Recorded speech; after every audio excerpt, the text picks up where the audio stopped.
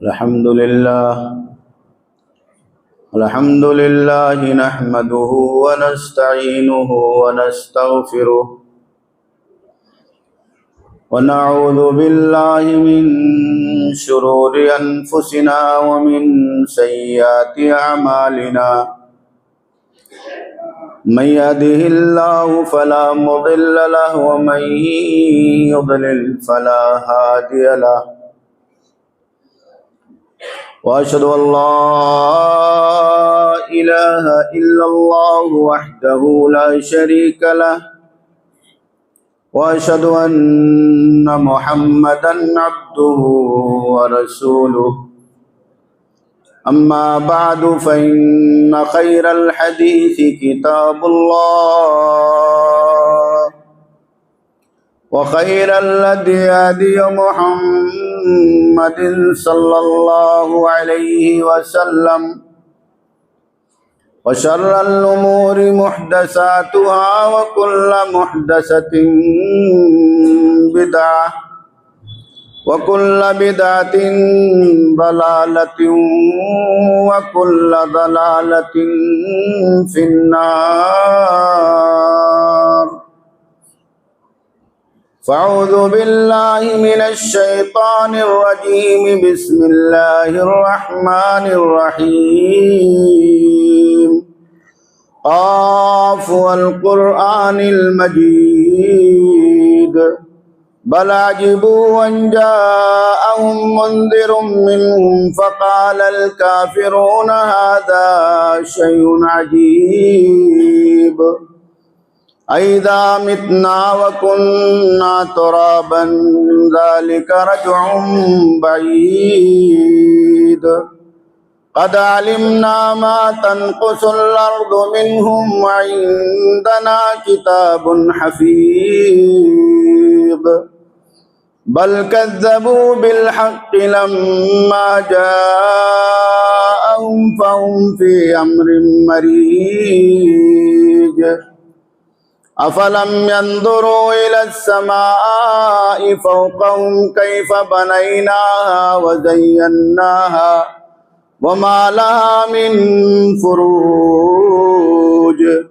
والأرض مددناها وألقينا فيها رواسي وأنبتنا فيها من كل زوج بهيج تبصرة وذكرى لكل عبد منيب. وقال تبارك وتعالى في مقام آخر أعوذ بالله من الشيطان الرجيم فلولا نفر من كل فرقة منهم طائفة ليتفقهوا في الدين ولينذروا قومهم إذا رجعوا إليهم لعلهم يحذرون. اللہ رب ذوالجلال جس نے اس کائنات میں ہمیں اور آپ کو حضرت آدم اور حوا علیہم السلام کے ذریعے سے وجود بخشا اور دنیا کی تمام تر نعمتوں سے ہمیں اور آپ کو مالا مال فرمایا، خاص طور پر ایمان کی، توحید کی اور پیارے نبی جناب محمد رسول اللہ صلی اللہ علیہ وسلم کے سنتوں پر چلنے کی سعادت نصیب فرمائی. یہ اللہ رب العالمین کا ہم سب پر اس کا بہت ہی بڑا احسان اور فضل ہے، جس کے بدلے میں ہم اور آپ اللہ رب العالمین کی جتنی بھی بزرگی، بڑائی، کبریائی، تسبیح و تحلیل بیان فرمائے وہ اللہ رب العالمین کی ان تمام تر نعمتوں کے مقابلے میں بہت کم ہے. اللہ رب العالمین کی بے شمار حمد و ثنا کے بعد اس کائنات میں بھیجے گئے تمام نبیوں اور پیغمبروں پر سیدنا آدم علیہ السلام سے لے کر کائنات کے آخری اور انتم نبی و رسول امام الانبیاء سید المرسلین رحمت للعالمین محمد عربی جناب محمد الرسول اللہ صلی اللہ علیہ وسلم پر اور آپ کے تمام آل و صحاب پر، ازواج و ذریات پر بے شمار درود و سلام نازل ہوں، جنہوں نے انتہائی محنتوں اور جافشانیوں کے بعد اللہ رب العالمین کے اس پیارے اور سچے دین کو ہم تک اور آپ تک پہنچایا، اور کتاب اور سنت کے ذریعے سے پوری دنیا کو ان لوگوں نے روشناس کرایا۔ میرے دینی بھائیوں اور دوستو، خطبہ مسنونہ کے بعد قرآن مجید کی جو آیت کریمہ پڑھی گئی ہے، اس میں اللہ رب العالمین نے تفقہ فی الدین کا تذکرہ فرمایا ہے کہ ہر گروہ میں کچھ لوگ ایسے ہونے چاہیے، ہر علاقے اور خطے میں کچھ لوگ ایسے ہونے چاہیے جن کو دین کی بنیادی سمجھ حاصل ہو، اللہ رب العالمین کی کتاب، اللہ رب العالمین کی شریعت اور پیارے پیغمبر جناب محمد رسول اللہ صلی اللہ علیہ وسلم کی لائی ہوئی سنتوں کا ٹھوس علم ہو، اور یہ اس علم کو لے کر کے اپنی بستیوں میں، اپنے شہروں میں، اپنے علاقوں میں لوٹ کر کے واپس جائیں، اپنے خاندانوں میں، اپنی قوم کے لوگوں کے پاس واپس جائیں، اور ان تک بھی اللہ رب العالمین کا یہ پیارا اور سچا پیغام جو علم اور بصیرت کے ذریعے سے انہوں نے حاصل کیا ہے وہ پہنچائیں۔ ہمیں اور آپ کو یہ بات معلوم رہنی چاہیے کہ اللہ رب العالمین نے ہمیں اور آپ کو اس دنیا کے اندر ان تمام علوم کو سیکھنے کا، حاصل کرنے کا حکم عطا فرمایا ہے جسے علم نافع کہا جاتا ہے، نفع بخش علم، جو امت کے لیے، کائنات کے لیے، اللہ کے بندوں کے لیے، ہماری اور آپ کی زندگی کے لیے اور اس دنیا کی زندگی میں کامیابی کے ساتھ ساتھ آخرت کی کامیابی کے لیے ضروری ہے۔ اللہ رب العالمین نے اسے علم نافع قرار دیا۔ پیارے نبی جناب محمد رسول اللہ صلی اللہ علیہ وسلم اسی لیے ہمیشہ جو دعائیں مانگتے تھے، ان دعاؤں میں ایک خاص دعا علم نافع کے لیے بھی اللہ کے نبی صلی اللہ علیہ وسلم کیا کرتے تھے۔ اللہم انی اسألک علما نافعا، اے اللہ میں تجھ سے ایسے علم کا سوال کر رہا ہوں، دعا مانگ رہا ہوں جو نفع بخش ہو، انسان کی ذات کے لیے خود نفع بخش ہو، اس کے گھر والوں کے لیے، اس کے بال بچوں کے لیے نفع بخش ہو، اور اس کی دنیا کے ساتھ ساتھ خاص طور پر اس کی آخرت کے لیے اللہ رب العالمین کی مرضی تک پہنچانے کے لیے نفع بخش ہو۔ اور اسی کے ساتھ ساتھ پیارے نبی صلی اللہ علیہ وسلم ایسے تمام علوم سے پناہ مانگتے تھے جس میں ہمارے اور آپ کے لیے کوئی فائدہ نہیں، امت کے لیے کوئی نفع نہیں ہے، اللہ کے بندوں کو اللہ سے جوڑنے کے لیے اس میں کوئی تدبیر نہیں ہے، کوئی انتظام نہیں ہے۔ پیارے نبی جناب محمد رسول اللہ صلی اللہ علیہ وسلم یہ دعا بھی پڑھتے تھے، اللہم انی اعوذ بک من علم لا ينفع، اے اللہ رب العالمین میں تجھ سے ایسے علم سے پناہ مانگتا ہوں جو نفع بخش نہیں ہے، من علم لا ينفع، ایسے علم سے تیری پناہ طلب کرتا ہوں جو علم دنیا کے اندر بھی مجھے فائدہ نہ دے سکے، آخرت میں بھی مجھے فائدہ نہ دے سکے، میری زندگی میں بھی اس سے کوئی بھلائی حاصل نہ ہو، اور اللہ کی بارگاہ میں حاضر ہو تو اس علم کے ذریعے سے قیامت میں اللہ کی بارگاہ میں اللہ کی رضامندی تک پہنچنے کے لیے کوئی تدبیر، کوئی انتظام نہ ہو، کوئی فائدہ اور نفع نہ ہو۔ اس لیے ایسے تمام علوم جو ہمارے اور آپ کے لیے مفید ہیں، انسانیت کے لیے مفید ہیں، اللہ کے بندوں کے لیے مفید ہے، وہ اسلامی شریعت میں مطلوب ہیں،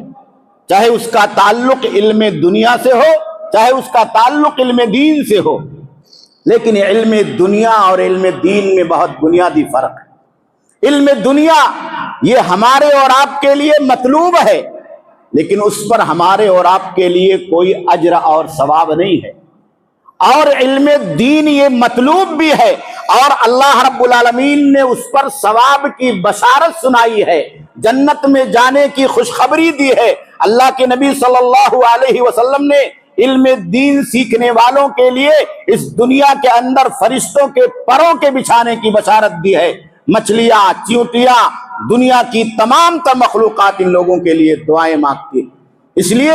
علم نافع میں علم دنیا مطلوب ہے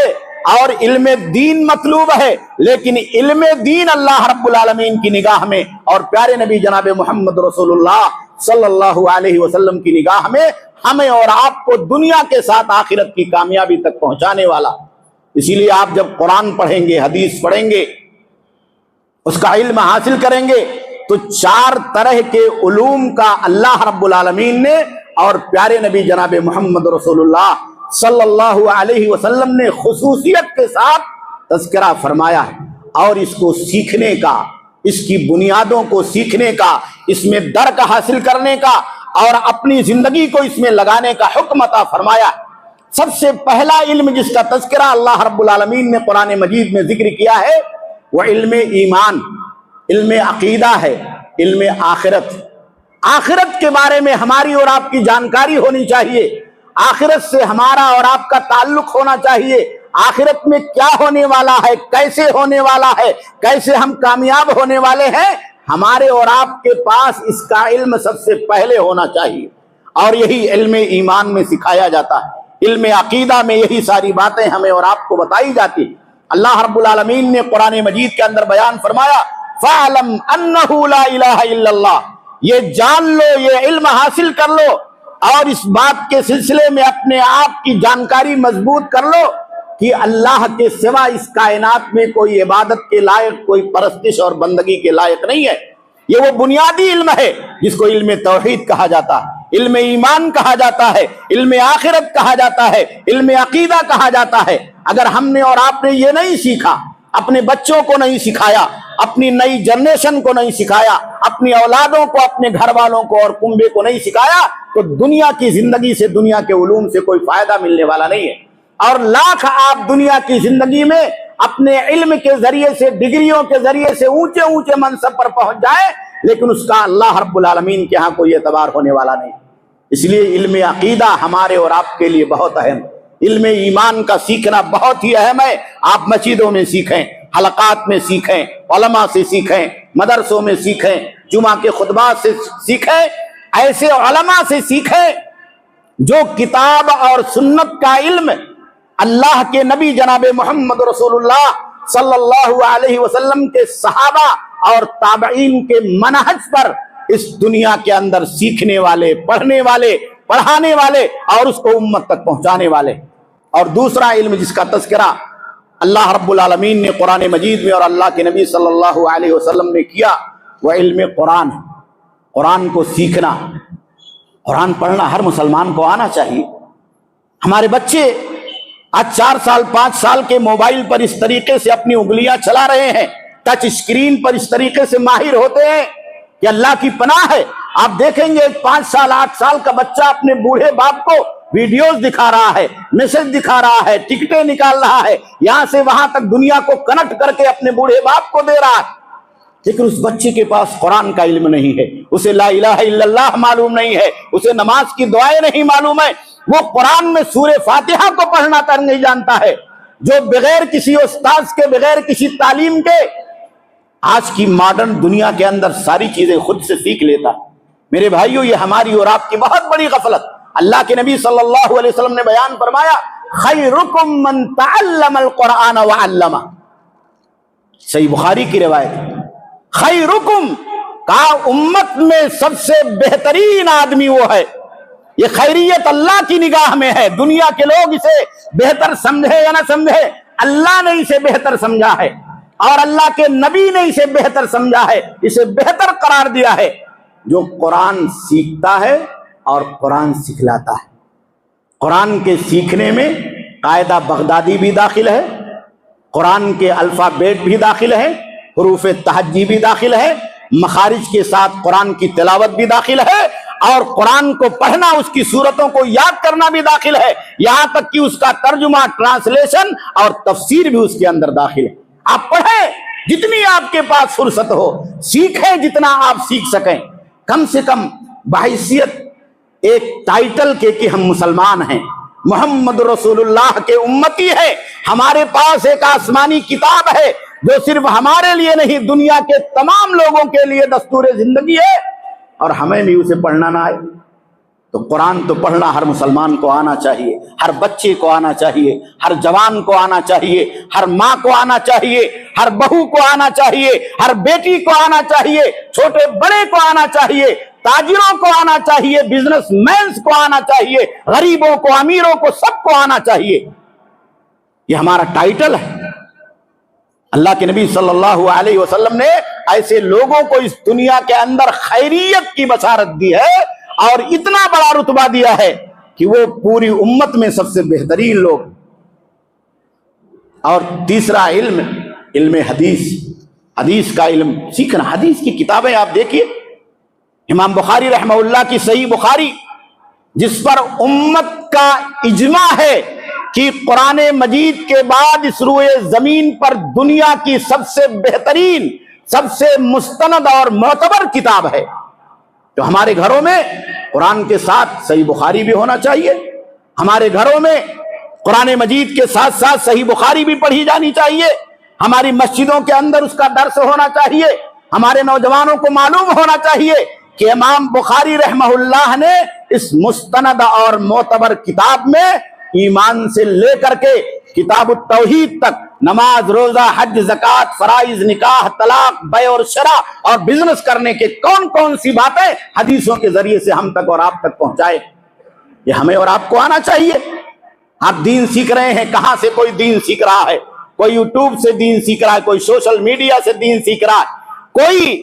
ایسی جگہوں سے دین سیکھ رہا ہے جن کا خود ان کو پتا نہیں ہے کہ انہوں نے دین کہاں سے سیکھا اور کیسے دین سیکھا. اللہ کے نبی صلی اللہ علیہ وسلم نے بشارت سنائی ان محدثین کے لیے، صحابہ میں سے ان لوگوں کے لیے جو حدیثوں کو یاد کر کے اپنے سینوں میں محفوظ رکھتے تھے اور امت تک منتقل کرتے تھے. کہا نظر اللہ امرأ سمع مقالتی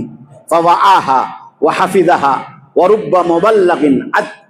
او آمن سامعین. کہا اللہ ایسے لوگوں کے چہروں کو تر و تازہ رکھے، نورانیت عطا فرما دے جو میری حدیث کو پڑھتے. اللہ کے نبی صلی اللہ علیہ وسلم کی زبان مبارک سے جو بات نکلی، ان ہوا الا وحی یوحی، وہ بھی قرآن کی طرح سے وحی کا درجہ رکھتی ہے. قرآن کی تلاوت کرنا ہمارے اور آپ کے لیے ثواب ہے، یہ قرآن کا مقام اور مرتبہ ہے. لیکن پیارے نبی صلی اللہ علیہ وسلم کی زبان رسالت سے جو بات بھی نکلی، جتنے حروف بھی ادا ہوئے ہیں، جتنی حدیثیں صحابہ نے سیکھی ہے، وہ اللہ کی طرف سے وحی. وما ينطق عن الهوى، اللہ کے نبی نے اپنی طرف سے کچھ نہیں کہا. ان هو الا وحی یوحی، یہ اللہ کی طرف سے وحی ہے. پیارے نبی صلی اللہ علیہ وسلم کو جوامع الکلم دیا گیا، اسی لیے اللہ کے نبی نے کہا کہ جو اسے یاد کرتا ہے، جو اسے حفظ کرتا ہے اور مضبوطی کے ساتھ دوسروں تک پہنچاتا ہے، تو اللہ رب العالمین کی طرف سے ایسے لوگوں کے لیے بشارت. اور اللہ کے نبی کی دعا ہے کہ ایسے لوگوں کے چہرے دنیا کے اندر اللہ رب العالمین تر و تازہ رکھے گا. امام بخاری رحمہ اللہ کو 6 لاکھ حدیثیں یاد تھی. 6 لاکھ حدیثیں. جیسے آپ ٹیپ ریکارڈر چالو کر دیجیے. جب شہرت ہو گئی، بغداد کے بڑے بڑے اجلا علماء، حدیثوں کو پڑھانے والے، یاد کرنے والے، سب کو تعجب ہو رہا تھا، تو چپکے سے امام بخاری کو امتحان لینے کے لیے بغداد بلا لیا. ایک مسند لگا دیا، علم کی مجلس سج گئی. 100 حدیثوں کو لیا، 10 حدیثوں کو کاٹ کر کے الگ الگ علماء کو دے دیا گیا. سب کی سندیں الٹ دی گئیں، جانچنے کے لیے، امتحان لینے کے لیے، پرکھنے کے لیے امام بخاری رحمہ اللہ کو بٹھایا گیا. امام بخاری رحمہ اللہ بیٹھے، آپ سے سوالات کیے جا رہے ہیں کہ یہ حدیث حدثنا فلان عن فلان عن فلان قال رسول اللہ صلی اللہ علیہ وسلم. کہتے میں نہیں جانتا اس حدیث کو. آگے بڑھیے، حدثنا فلان عن فلان، کہے میں نہیں جانتا اس حدیث کو. 100 حدیثیں ایک مجلس میں 10 کبار علماء کے ذریعے سے امام بخاری کے سامنے پیش کی گئی. کہا میں نہیں جانتا اس حدیث کو. لوگوں نے کہا یہ کیسا آدمی ہے؟ کہتا جانکاری نہیں.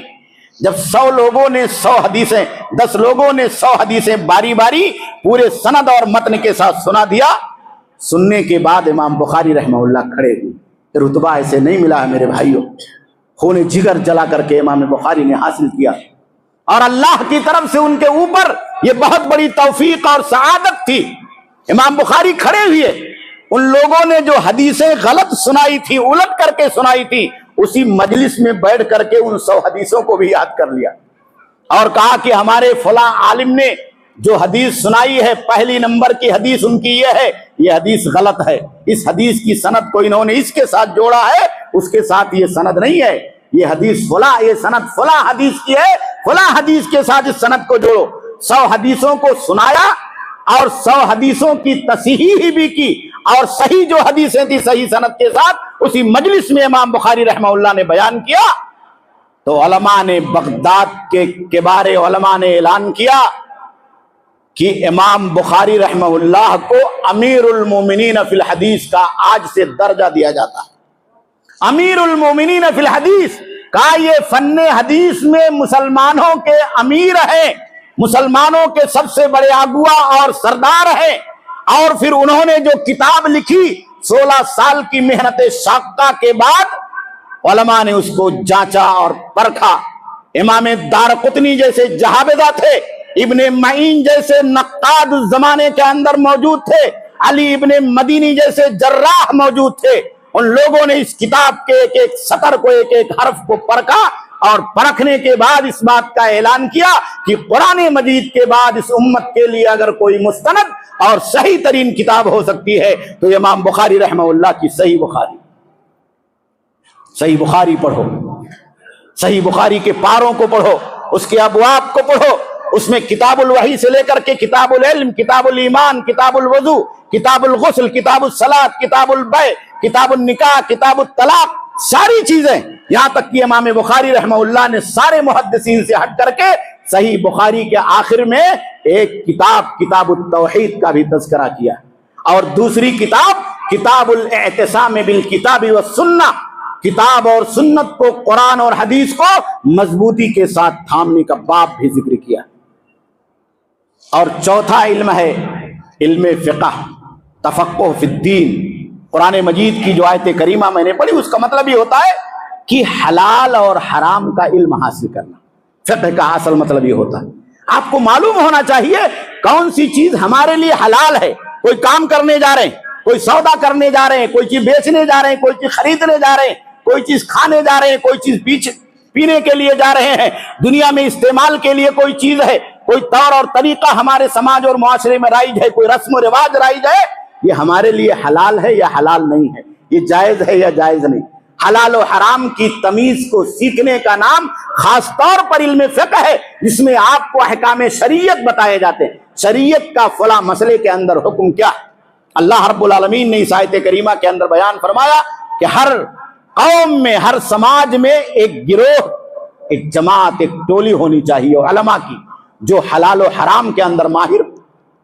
آج ہمارے بچوں کو معلوم نہیں کہ حلال اور حرام کیا ہے، تمیز نہیں ہمارے اور آپ کے درمیان، خلط مبحث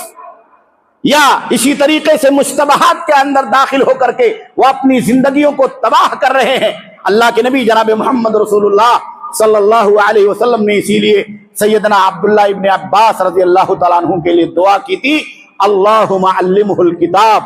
اللہم فقہہ فی الدین۔ اللہ اس بچے کو قرآن کا علم عطا فرما دے، اللہ اس بچے کے سینے میں فقہ کا علم عطا فرما دے، حلال و حرام کا علم عطا فرما دے۔ تو سیدنا ابن عباس رضی اللہ تعالیٰ عنہ بڑے ہوئے، انہوں نے مہارت حاصل کی، اور صحابہ کرام کے اندر انہیں حبر الامہ کا، مفسر قرآن کا، ترجمان القرآن کا درجہ ملا۔ اما عائشہ رضی اللہ تعالیٰ عنہ اللہ کے نبی صلی اللہ علیہ وسلم کی وفات کے بعد برسوں تک اپنے حجرے میں بیٹھ کر کے پردے سے صحابہ کرام کو حلال و حرام سکھلاتی رہی۔ کوئی مسئلہ پیچیدہ ہو جاتا، کوئی مشکل معاملہ پیش آ جاتا، صحابہ کی سمجھ میں نہیں آتا، تو اما عائشہ رضی اللہ تعالیٰ عنہ کے حجرے کے پاس آتے، دروازہ کھٹکھٹاتے، اندر سے بیٹھ کر کے اما عائشہ رضی اللہ تعالیٰ عنہ پردے کے پیچھے سے صحابہ کرام کو علم سکھلاتی تھی۔ صحابہ آ کر کے زانویہ تلمس طے کرتے تھے۔ ابو موسیٰ اشعری رضی اللہ تعالیٰ عنہ بیان فرماتے ہیں کہ صحابہ کے بیچ میں جب کوئی مشکل مسئلہ پیش آ جاتا اور حل نہیں ہوتا تو ہم اما عائشہ رضی اللہ تعالیٰ عنہ کی خدمت میں جاتے۔ ماؤں کو بھی علم سیکھنا چاہیے، بیٹیوں کو بھی علم سیکھنا چاہیے، بہوؤں کو بھی علم سیکھنا چاہیے، ہماری خواتین کو، امت کی ماں اور بہنوں کو بھی شریعت کا علم حاصل کرنا چاہیے۔ یہ تفقہ فی الدین، حضرت عمر ابن خطاب رضی اللہ تعالیٰ عنہ کے زمانے میں تو تفقہ فی الدین تاجروں کے لیے بھی ضروری تھا۔ تاجروں کے اوپر بھی حضرت عمر ابن خطاب رضی اللہ تعالیٰ عنہ نے لاگو کیا تھا۔ مارکیٹ میں جاتے، ڈگی ہوتی، منادی ہوتی، اعلان ہوتا، جو لوگ وہاں اپنے ٹھیلے، اپنے کاؤنٹر، اپنی دکانیں سجا کر کے رکھتے تھے، اعلان ہوتا تھا، اللہ یبی فی سوقنا الا من یفقہ، میری مارکیٹ میں وہ آدمی دکان لگائے جس کو بیچنے کا اور خریدنے کا علم ہو، اس کے بارے میں حلال اور حرام کی تمیز ہو، اور اس نے فقہ البیوع پڑھ لیا، बुयू के कितने मसाइल हैं। इमाम बुखारी रहमहुल्लाह ने किताबुल बुयू जिक्र किया, इमाम मुस्लिम ने किताबुल बुयू जिक्र किया, इमाम तिरमिजी ने किताबुल बुयू जिक्र किया। उसमें मसाइल हैं, गहरे मसाइल हैं, बुनियादी मसाइल हैं, आइंदा के मसाइल हैं। मेरे दीनी भाइयों और दोस्तों, इसे कौन सीखेगा अगर हम नहीं सीखेंगे? हमें सीखना, और किन लोगों से सीखना है? ऐसे मुस्तनद और मोतबर उलमा से सीखना है जो सहाबे किराम के नक्शे कदम पर, मुहद्दिसीन के नक्शे कदम पर किताब और सुन्नत का सही इल्म इस दुनिया के अंदर पहुंचाने वाले। इसीलिए इमाम मालिक रहमहुल्लाह ने और इमाम मोहम्मद इब्न सीरीन ने, जो मशहूर ताबई थे, उन्होंने उसी जमाने में ये बात कही थी कि इन्न हाज़ल इल्म दीन, ये जो कुरान और हदीस का इल्म है यही हमारा दीन है। ये हमारे और आपके लिए अल्लाह की तरफ से एक अमानत है जो अल्लाह ने दी है। फंजुरू अम्मन ताखुदून दीनकुम, तो ऐसे लोगों के बारे में गौर और फिक्र कर लिया करो, सोच लिया करो, जिनसे तुम किताब और सुन्नत का इल्म हासिल कर रहे हो, कि इनके पास किताब और सुन्नत का इल्म है या नहीं है, ये किताब और सुन्नत में दर्क रखने वाले हैं या नहीं है, ये किताब और सुन्नत की बातों को बगैर किसी कमी और ज्यादती के उम्मत तक पहुंचाने वाले हैं या नहीं है, इनके ऊपर एतबार किया जाए या ना एतबार किया जाए। इसीलिए बहुत सारे उलमा ने, इमाम मालिक रहमहुल्लाह ने और दीगर लोगों ने इस बात को लिखा है कि 2-3 तरह के लोगों से इल्म कतअन नहीं हासिल करना चाहिए। पहला वो आदमी जिसके पास इल्म ना हो लेकिन इल्म का दावा पेश करे। बहुत से आज के जमाने में सोशल मीडिया के हवाले से हमारे और आपके पास इल्म के दावेदारान खड़े हुए हैं। 2 लफ्ज नहीं आया, 4 सतरें नहीं आई, आधी किताब नहीं पढ़ ली, पौनी किताब नहीं पढ़ ली, इनसे उनसे कुछ सीख लिया, अपने आप को मुहद्दिस बना लिया, अपने आप को मुफ्ती बना लिया सोशल मीडिया पर, और इस तरीके से यूट्यूब के जरिए से, दूसरे चैनलों के जरिए से उम्मत के नौजवानों से जुड़ गए। उन्हें उन मसाइल का गहरा इल्म नहीं है जिन मसाइल के सिलसिले में सहाबे किराम, सलफ़े उम्मत और मुहद्दिसीन किराम ने इजमा किया, या जिन मसाइल के सिलसिले में सहाबे किराम और मुहद्दिसीन किराम ने किसी बात को उम्मत के सामने, दुनिया के लोगों के सामने पेश किया। उन्होंने अपनी अक्लों का इस्तेमाल किया, अपने इल्म का इस्तेमाल किया, अपने तजुर्बे का इस्तेमाल किया और सही रास्ते से हट गए। दुनिया के लोगों को फतवा दे रहे हैं, हालांकि उनका फतवा गलत है। अल्लाह के नबी जनाब मोहम्मद रसूलुल्लाह सल्लल्लाहु अलैहि वसल्लम ने इसीलिए पेशीन गोई की थी कि अल्लाह ताला इस इल्म को ऐसे लोगों के सीनों से नहीं उठा लेगा जो सही उलमा हैं, जो किबारे उलमा हैं, जो दर्क रखने वाले हैं, सहाबा के मनहज पर चलने वाले। अल्लाह उनको उठा लेगा क़यामत से पहले, और कुछ ऐसे लोग जाहिर हो जाएंगे रुऊसन जुहालन, जो लोगों की सरदारी करेंगे, आगे आगे लोगों के बढ़ेंगे, हालांकि वो जाहिल होंगे। उनको कुरान का सही इल्म नहीं होगा, हदीस का सही इल्म नहीं होगा, अकीदे के बात में वो जीरो होंगे, इल्म ईमान, इल्म आखिरत के बारे में वो जीरो होंगे। का फसुइलू फअफ्तौ, उनसे मसला पूछा जाएगा, वो फतवा भी देना शुरू करेंगे। फदल्लू, वो खुद गुमराह होंगे, व अदल्लू, और उम्मत को गुमराही की तरफ लेकर के चले जाएंगे। मेरे दीनी भाई और दोस्तों, यह अमानत हमारे और आपके कंधों पर है, नौजवानों के कंधों पर है। ये जिम्मेदारियां हम तमाम लोगों की है कि हम इल्म के लिए मोतबर उलमा की तरफ, जो किताब और सुन्नत का इल्म हासिल करने वाले हो, सहाबे किराम के मनहज को समझने वाले हो, मुहद्दिसीन के तरीके को समझने वाले हो, और जिन्होंने किताब और सुन्नत का इल्म नस्लन दर नस्लिन उलमा से, उलमाए किबार से, उसके जानकार से और उसके माहिरीन से हासिल किया। और दूसरी बात ये जिक्र की कि ऐसे लोग जो ख्वाहिशात नफ्स में मुब्तला रहते हैं, सुन्नत के रास्ते को छोड़ देते हैं, शरीयत के रास्ते को छोड़ देते हैं, नई नई बिदअतें ईजाद कर लेते हैं और बिदअतों की दुनिया के अंदर अपने आप को मुब्तला कर लेते हैं, कहा ऐसे लोगों से कतन कोई दीन का इल्म नहीं लेना चाहिए। अल्लाह के नबी जनाब मोहम्मद रसूलुल्लाह सल्लल्लाहु अलैहि वसल्लम ने बयान फरमाया, मन अहदस फी अमरिना हादा मा लैसा मिनहु फहुवा रद्दुन, जिसने हमारी दीन के अंदर किसी एक बात को नए सिरे से अपनी तरफ से अक्ल की बुनियाद पर शरीयत के खिलाफ पेश किया तो उसको रिजेक्ट कर दिया जाएगा, उसको रद्द कर दिया जाएगा, उसकी कोई हैसियत नहीं है। साहिब हवा, साहिब बिदअत, سنت کے خلاف جانے والے، شریعت کے خلاف جانے والے، اصولوں کے خلاف جانے والے، منہج صحابہ کے خلاف جانے والے، محدثین کے طرز کو چھوڑ کر کے جنہوں نے یہ بیان کیا اور اس پر عہد و پیمان کیا کہ ہم جو کچھ لکھ کر کے جا رہے ہیں اگر اس میں ہماری کوئی بات ہے تو خدا را